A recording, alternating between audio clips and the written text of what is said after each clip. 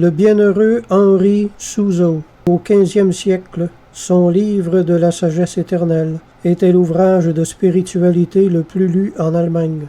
Il y demande à Dieu de lui faire connaître le vrai chemin de la perfection. Voici la réponse de la sagesse éternelle. La doctrine la plus vraie, la plus utile, la plus brève que tu puisses trouver dans l'Écriture et qui t'enseignera en peu de mots et en toute vérité la perfection d'une vie pure est celle-ci. Tiens-toi séparé des hommes, garde-toi pur de toute imagination.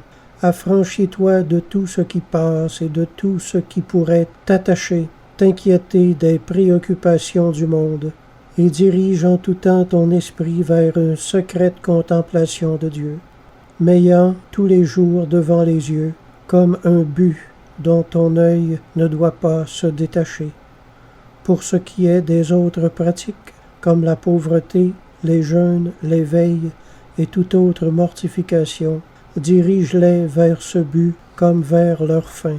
C'est ainsi que tu parviendras à la suprême perfection, où pas un homme parmi des milliers n'arrive parce qu'ils mettent leur fin dans d'autres pratiques, et qu'ainsi ils vont à l'aventure pendant des années.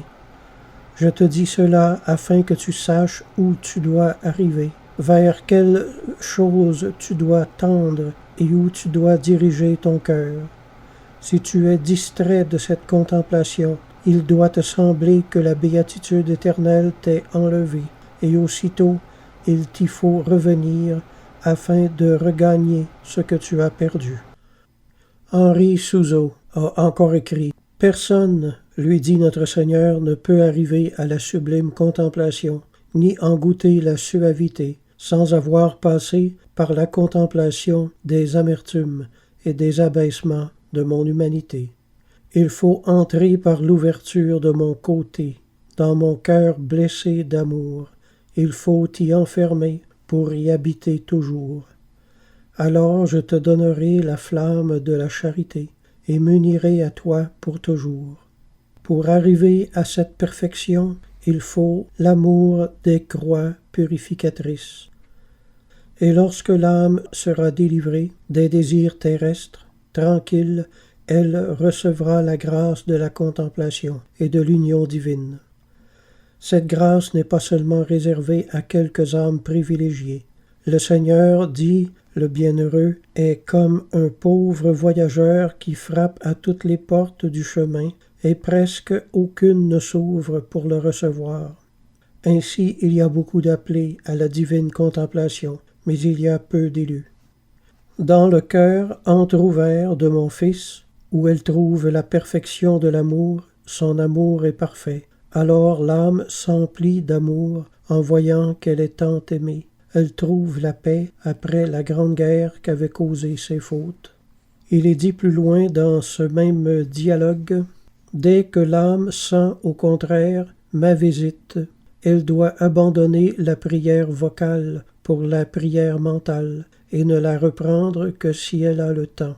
Ainsi, par la persévérance, l'âme goûtera la prière véritable, après les larmes de l'amour-propre. » C'est un peu comme la barrière du son, hein? Quand un avion traverse le mur du son, il y a un grand bang qui se fait là. Après, il y a un grand silence. C'est pareil dans la vie spirituelle, lorsque tu as traversé le mur de l'amour-propre, il se fait un grand silence dans ta vie spirituelle, une grande paix. Après les larmes de l'amour-propre, la grande sérénité. Si mes serviteurs rougissent de leurs imperfections, s'ils aiment la vertu, s'ils arrachent avec une sainte haine la racine de l'amour-propre spirituel qui est en eux, alors ils me seront si agréables que je me manifesterai à eux. La perfection de l'état unitif, où l'intelligence est ravie par le feu de ma charité, qui donne la lumière surnaturelle. L'âme m'aime avec cette lumière, parce que l'amour suit l'intelligence. Plus elle connaît, plus elle aime, et plus elle aime, plus elle connaît. L'intelligence, c'est-à-dire la connaissance révélée de Dieu, et l'amour se nourrissent réciproquement. Catherine de Sienne. Vous trouverez en moi, qui suis l'océan de la paix, Il faut d'abord avoir soif.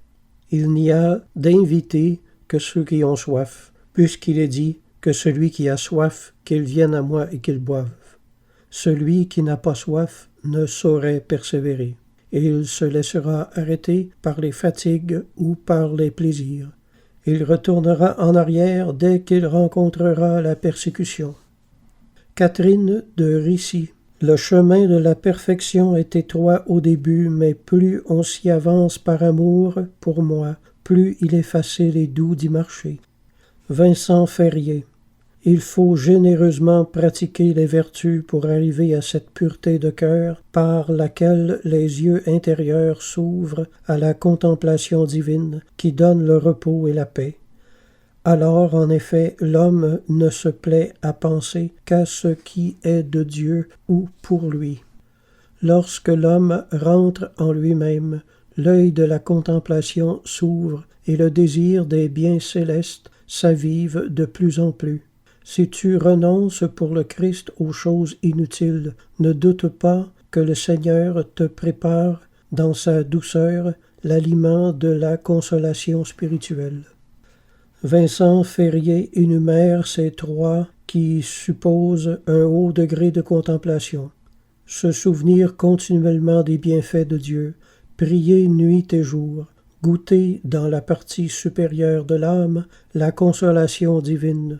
Celle-ci peut subsister en effet au milieu des sécheresses de la sensibilité. Je goûte ça depuis à peu près 10 ans. Là. On ne ressent plus la présence de Dieu au niveau sensible, mais on réalise que, à quelque part dans notre âme, la présence de Dieu est toujours là. Mais elle est si timide, si peu sentie, mais c'est une présence qui est réelle. Elle est ressentie, mais pas dans les sentiments émotionnels du début. C'est difficile à expliquer. C'est qu'en plein sentiment de sécheresse et de désert, on ressent la présence de Dieu dans un autre niveau, dans un autre plan.